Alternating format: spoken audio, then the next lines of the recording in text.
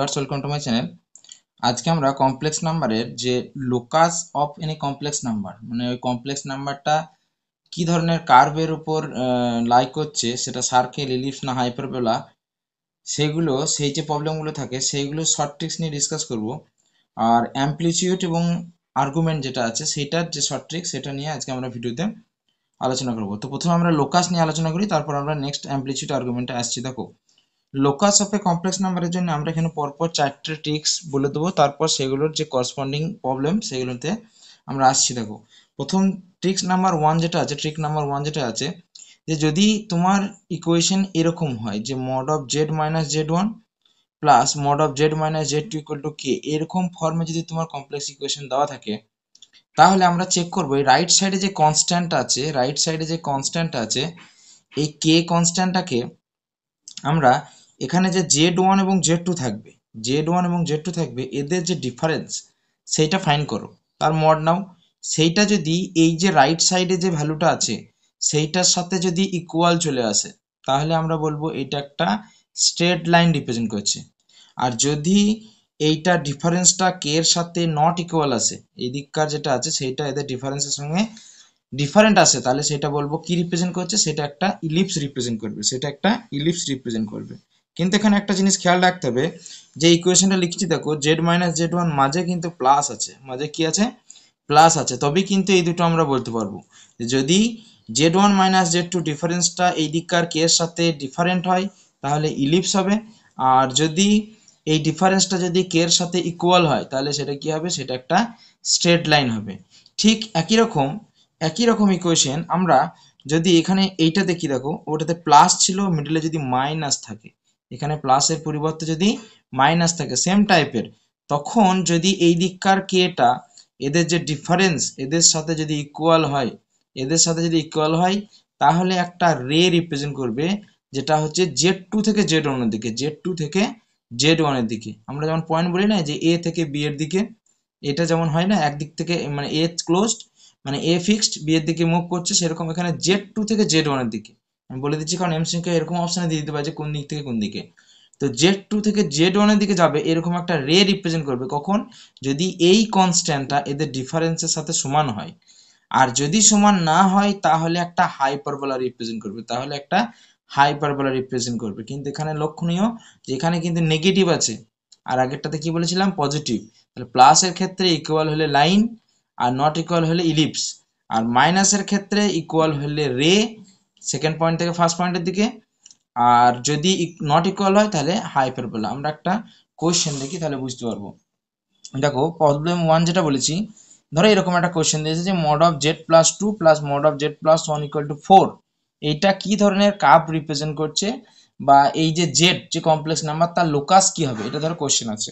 তো আমরা কি করব, যেটা আমরা প্রসেস জানি যে z one minus z two, তাহলে এখানে জেড ওয়ান কত, মাইনাস টু, এখানে জেড ওয়ান কত, মাইনাস টু, আর এখানে জেড টু কত, মাইনাস ওয়ান।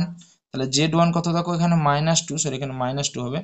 তাহলে এখানে দেখো জেড ওয়ান কত, মাইনাস টু, তাহলে মাইনাস টু, তাহলে mod of minus two plus one, তাহলে এটা ওয়ান হবে, তাহলে ওয়ান নট ইকুয়াল টু 4। বুঝতে গেল কি বললাম, এর মড আছে মানে জেড ওয়ান বলতে এইটার যে জিরোজ আর কি। তাহলে জেড ইকুয়াল টু কত, মাইনাস টু, আর এটা কত, জেড ইকুয়াল টু মাইনাস, কারণ ফর্ম দেখো জেড মাইনাস জেড ওয়ান ছিল, ফর্মটাতে জেড মাইনাস জেড ওয়ান ছিল, তাহলে জেড মাইনাস মাইনাস টু হবে। তো এটা নিশ্চয়ই বুঝতে পারছো যে জেড ওয়ান এর ভ্যালু কত, মাইনাস টু, আর জেড টু এর ভ্যালু কত, মাইনাস ওয়ান। তাহলে জেড ওয়ান মাইনাস জেড টুটা ফাইন করেছি, minus two minus minus one, তাহলে মাইনাসে মাইনাসে প্লাস ওয়ান, তাহলে এটা ক্যালকুলেট করলে মাইনাস ওয়ান আসছে, কিন্তু মড আছে বলে ওয়ান হলো। কিন্তু ডান দিকে যে কনস্ট্যান্ট আছে অর্থাৎ কে যেটাকে আমরা বলছিলাম ফর্মুলাতে, সেটা কত, 4, তাহলে এর সাথে তো সমান নয়। তাহলে প্লাসের ক্ষেত্রে যদি সমান না হয় তাহলে কি রিপ্রেজেন্ট করে, তাহলে ইলিপস রিপ্রেজেন্ট করে। আর যদি ইকুয়াল হতো, যদি এখানে ডান দিকে যদি ওয়ান থাকতো, এটা যদি ওয়ান থাকতো তাহলে এটা কি রিপ্রেজেন্ট করতো, এটা তাহলে একটা স্ট্রেট লাইন রিপ্রেজেন্ট করতো। ঠিক আছে, ঠিক একই রকম সেকেন্ড কেসে যেটা বললাম যে মাইনাস দিয়ে যদি হয়, তাহলে এখানে জেড ওয়ান কত দেখো, এখানে জেড ওয়ান এর ভ্যালু কত, এখানে জেড ওয়ান দেখো মাইনাস টু, আর জেড টু কত, জেড টু তো টু, তাহলে z one minus z two minus plus two, calculate করলে মাইনাস ফোর ইকুয়াল টু 4, কিন্তু রাইট সাইডে কত আছে, প্লাস মাইনাস 3, তাহলে সেটা তো আসছে না। তাহলে মাইনাসের ক্ষেত্রে যদি নট ইকুয়াল হয় তখন কি বলেছিলাম, সেটা হাইপারবোলা, আর যদি ইকুয়াল হয় তাহলে একটা রে রিপ্রেজেন্ট করতো টু থেকে -2 এর দিকে, 2 থেকে -2 এর দিকে একটা রে রিপ্রেজেন্ট করতো, ঠিক আছে। নেক্সট যেটা হিন্ট, যদি আমার ইকুয়েশনটা এই ধরনের থাকে z-z1/z-z2 ইকুয়াল টু ধরো k আছে, কিংবা এইভাবে আছে একই ব্যাপার, যদি ক্রস মাল্টিপ্লাই করা থাকে যে z-z1 equal to k into mod z-z2 এইরকম স্ট্রাকচার থাকে বা এরকম স্ট্রাকচার থাকে, একই ব্যাপার। তো সেই ক্ষেত্রে যদি এই কেটা ইকুয়াল টু 1 হয়ে যায়, কেটা যদি ইকুয়াল টু 1 হয়, তাহলে 1 is the bisector of AB. AB বলতে বা এবি বা any line segment joining z1 z2। এই যে z1 আর z2 আছে, এদের যে জয়নিং লাইন, z1 আর z2 যে জয়নিং লাইন, তার বাইসেক্টর হবে 1টা হবে তার বাইসেক্টর, যদি ইকুয়াল টু 1 হয়। মানে এখানে যদি কে এর জায়গায় 1 থাকে, আর যদি কে টা 1 না হয়, মানে এই রেশিওটা যদি 1 না হয়, তাহলে আমরা বলবো এটা একটা সার্কেল রিপ্রেজেন্ট করছে, এটা একটা সার্কেল রিপ্রেজেন্ট করছে, ঠিক আছে। এখানে যদি ইকুয়াল টু 1 দেওয়া থাকে, ইকুয়াল টু 1 দেওয়া থাকলে তাহলে কি বলবো, 1 is the bisector of z1 z2, 1 is the bisector of z1 z2। মানে বাইসেক্টর বুঝতে পারছি, এরকম 1 একটা আছে, মানে যেহেতু 1 তো রিয়েল, তাহলে বাইসেক্টর এক্স অ্যাক্সিসের উপরেই থাকবে, এটা এক্স অ্যাক্সিসই হবে। তাহলে এই একটা ধরো z1 আর এই একটা পয়েন্ট ধরো z2, এই যে দুটো পয়েন্ট আছে z1 z2, তাদের বাইসেক্টর হবে 1 যদি ইকুয়াল টু 1 থাকে। আর যদি ইকুয়াল টু 1 না থেকে 2 3 4 5 কিছু থাকে, তাহলে আমরা কি বলবো, এটা হবে একটা সার্কেল, এটা হবে একটা সার্কেল।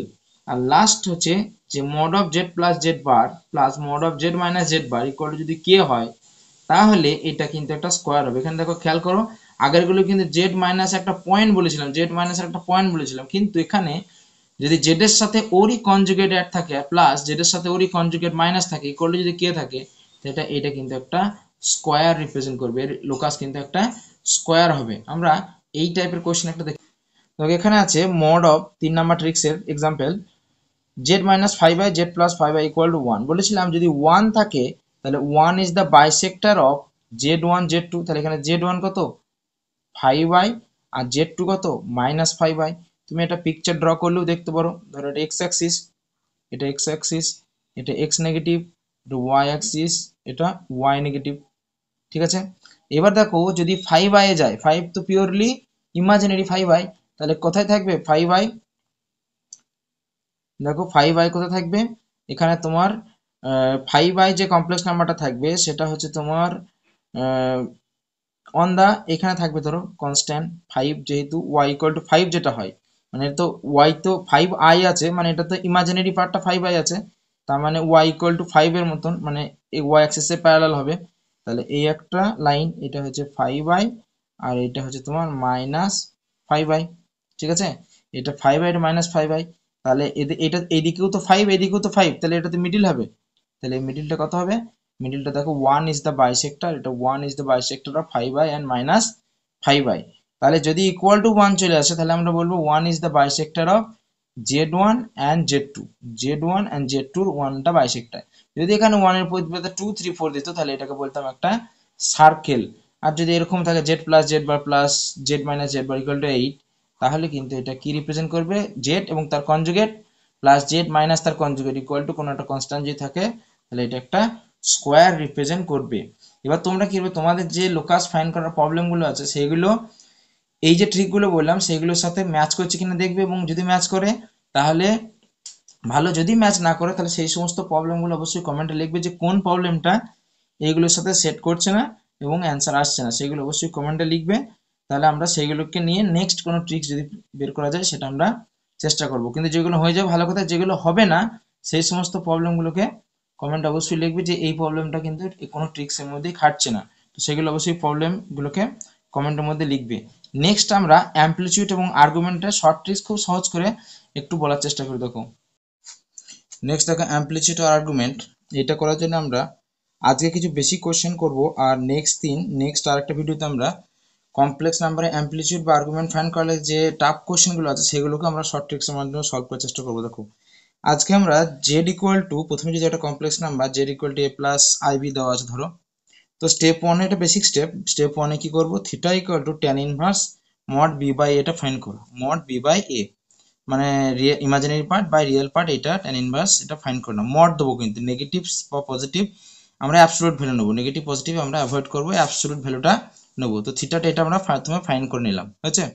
তারপর স্টেপ 2 তে দেখবো যে কমপ্লেক্স নাম্বারটা দেওয়া আছে সেইটা কোন কোয়াড্রেন্টের মধ্যে লাই করছে, হয়েছে। কোয়াড্রেন্ট আমরা বুঝি কোনটা, এটা তোমার প্লাস প্লাস মাইনাস প্লাস, এখানে তোমার এক্স তারপর ওয়াই, তাই তো, এক্স তারপর ওয়াই, তাহলে plus plus, X negative Y positive, X negative Y negative, minus minus, X positive Y negative, plus minus, ঠিক আছে। বেশ, এবার আমরা এই যে থিটাটা পেলাম, এই থিটার পরে আমরা অ্যামপ্লিটিউড বলে দেবো। এবার থিটা যদি ফার্স্ট কোয়াড্রেন্টে থাকে তাহলে এখানে যে থিটাটা এসেছিল সেইটাই হয়ে যাবে অ্যামপ্লিটিউড, তাহলে সেইটাই হয়ে যাবে অ্যামপ্লিটিউড বা আর্গুমেন্ট। যদি সেকেন্ড কোয়াড্রেন্টে থাকে, কমপ্লেক্স নাম্বারটা যদি সেকেন্ড কোয়াড্রেন্টে থাকে তাহলে হয়ে যাবে পাই মাইনাস থিটা, থিটা তোমার আগেই বের করা আছে, তাহলে পাই থেকে থিটাটা যদি মাইনাস করি তাহলে আমার অ্যামপ্লিটিউড চলে আসবে। যদি আমার থার্ড কোয়াড্রেন্টে থাকে এইখানে তাহলে কিন্তু কি হবে, থিটা মাইনাস পাই, আর যদি ফোর্থ কোয়াড্রেন্টে থাকে তাহলে মাইনাস থিটা। এবার কোন কোয়াড্রেন্টে থাকবে সেটা তো কমপ্লেক্স নাম্বার দেখলেই আমরা বুঝতে পারবো। একটা প্রবলেম দেখো, এখানে বলছে find amplitude where Z equal to 1 plus root 3i, একটাই দেখেছো বলেছে -1 plus root 3i, -1 minus root 3i, -1 minus root 3i। তো আমরা এখানে চারটে কোশ্চেন নিয়েছি চারটে কোয়াড্রেন্টে রাখার জন্য। এবার তোমরা অন্যান্য কোশ্চেন নিয়েও এই প্রসেসটা ট্রাই করতে পারো। প্রথম স্টেপে আমরা কি করব, theta equal to tan inverse mod B by A, তাহলে প্রথম কোশ্চেনের জন্য বি কত রুট 3 আর এ কত 1, তাহলে বি বাই এ মানে রুট 3 বাই 1, তাহলে মড যেহেতু তাহলে অ্যাবসলিউট ভ্যালু নেবো, নেগেটিভ আমরা অ্যাভয়েড করব। তো ট্যান ইনভার্স রুট 3, তাহলে ট্যান ইনভার্স রুট 3 ভ্যালু কত, ট্যান পাই বাই 3, এখানে আমরা ভ্যালুটা ফাইন্ড করে নিলাম। তাহলে দেখো ট্যান ট্যান ইনভার্স ক্যান্সেল, কত পেলো পাই বাই 3, অর্থাৎ থিটা যেটা প্রথম যে থিটাটা বের করতে বলেছিলাম স্টেপ 1 এ সেটা কত হলো পাই বাই 3। এইবার আমার কাজ হবে যে কমপ্লেক্স নাম্বারের কথা বলা হয়েছে সেই কমপ্লেক্স নাম্বার কোন কোয়াড্রেন্টে আছে। দেখো এই কমপ্লেক্স নাম্বারের প্রথমটা 1 আছে মানে প্লাস, এটাও প্লাস, তাহলে প্লাস প্লাস কোন কোয়াড্রেন্ট, প্লাস প্লাস হচ্ছে ফার্স্ট কোয়াড্রেন্ট, তাহলে ফার্স্ট কোয়াড্রেন্টের ক্ষেত্রে যা থিটা তাই তো অ্যামপ্লিটিউড, তাহলে অ্যামপ্লিটিউড সমান কত হবে পাই বাই, অ্যামপ্লিটিউড কত হবে পাই বাই 3 হবে যেহেতু ফার্স্ট কোয়াড্রেন্টে। যদি 2 নম্বর কোশ্চেনের ক্ষেত্রে দেখি -1 প্লাস রুট 3i, তাহলে এটা কোন কোয়াড্রেন্টে যেছে, মাইনাস প্লাস কোন কোয়াড্রেন্ট, মাইনাস, এটা মাইনাস প্লাস, তাহলে মাইনাস প্লাস কোন কোয়াড্রেন্টে, সেকেন্ড কোয়াড্রেন্টে, তার সেকেন্ড কোয়াড্রেন্টের ক্ষেত্রে অ্যামপ্লিটিউড কত হবে pi minus pi by 3, pi minus pi by 3 অর্থাৎ 2 পাই বাই 3। 2 নম্বর কোশ্চেনের ক্ষেত্রে, 2 নম্বরের ক্ষেত্রে পাই মাইনাস পাই বাই 3। 3 নম্বর কোশ্চেনের ক্ষেত্রে যদি আমরা বলি অ্যামপ্লিটিউড কত হবে, তাহলে এখানে অ্যামপ্লিটিউড কত হবে বলো দেখি। 3 নম্বর কোশ্চেনটা দেখো Z equal to -1 minus root 3i, অর্থাৎ এটাও নেগেটিভ বিটাও নেগেটিভ, দুটোই যদি নেগেটিভ হয় তাহলে কোন কোয়াড্রেন্ট, থার্ড কোয়াড্রেন্ট। আর থার্ড কোয়াড্রেন্টের ক্ষেত্রে ফর্মুলা কি ছিল, থিটা মাইনাস পাই, কি ফর্মুলা ছিল, থিটা মাইনাস পাই, অর্থাৎ থিটা এখানে আমার কত এসছে pi by 3 minus pi, pi by 3 minus pi অর্থাৎ -2 পাই বাই 3, -2 পাই বাই 3 কার 3 নাম্বার কোশ্চেন যেটা ছিল Z equal to -1 minus root 3i, কারণ আমার তো ট্যান ইনভার্স এটাতে একই আসবে, থিটাতে একই আসবে, কারণ তুমি এখানে মাইনাস দাও বা দুটোই মাইনাস দাও প্লাস দাও, এটা তো মড আছে, তাহলে এইটাই তো আসবে, অর্থাৎ থিটার ভ্যালু পাই বাই 3 আসবে। তার জন্য আমি আর বারবার বের করছি না, তোমার মাইনাস থাকুক দুটোতে, একটাতে মাইনাস থাকুক দুটোতেই মাইনাস থাকুক, যাই থাকুক এখানে মাইনাস মাইনাস তো কেটে যাবে, মাইনাস প্লাস থাকলেও মাইনাস থাকলেও তো মড নেবো বলেছি, এখানে তো মাইনাস নিচ্ছি না, তাহলে এখানে তো রুট 3 আসবে, অর্থাৎ থিটাটা কিন্তু পাই বাই 3 আসবে, থিটা কিন্তু পাই বাই 3 আসবে। জাস্ট দেখে নিতে হবে কোন কোয়াড্রেন্টে এই কমপ্লেক্স নাম্বারগুলো লাই করছে। 4 নাম্বার কোশ্চেনটা যদি দেখো, দেখো মাইনাস 4 নাম্বার কোশ্চেনটা এটা একই হয়ে গেছে, এটা মাইনাস প্লাস করতে হবে। 4 নাম্বার কোশ্চেনটা দেখো যদি আমরা 4 নাম্বার কোশ্চেনে এইটা প্লাস করি এটা মাইনাস করি, তাহলে দেখো ফোর্থ কোয়াড্রেন্ট হয়ে যাবে, তাহলে এইটা যদি প্লাস হয় এটা মাইনাস হয়, তাহলে কোন কোয়াড্রেন্টে, ফোর্থ কোয়াড্রেন্টে।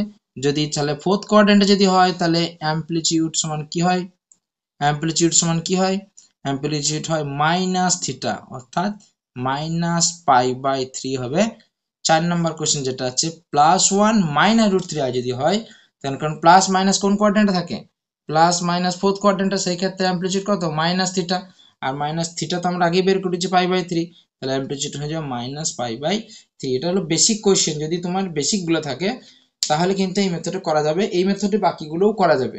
বাকি যেমন এখন খুব ইম্পর্টেন্ট একটা কোশ্চেন আছে Z equal to 1 plus I tan 2 pi by 3, 2 pi by 5, এরকম ধরনের কোশ্চেন আছে, খুব ইম্পর্টেন্ট কোশ্চেন।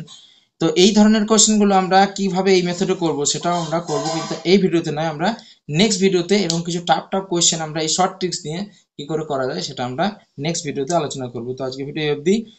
বাকি যদি কোনো কোশ্চেন থাকে আগের যে মেথডটা বললাম সেই কোশ্চেনগুলো যেগুলো হবে না ওই ট্রিক্সের মধ্যে, সেগুলোকে অবশ্যই কমেন্টে লিখবে।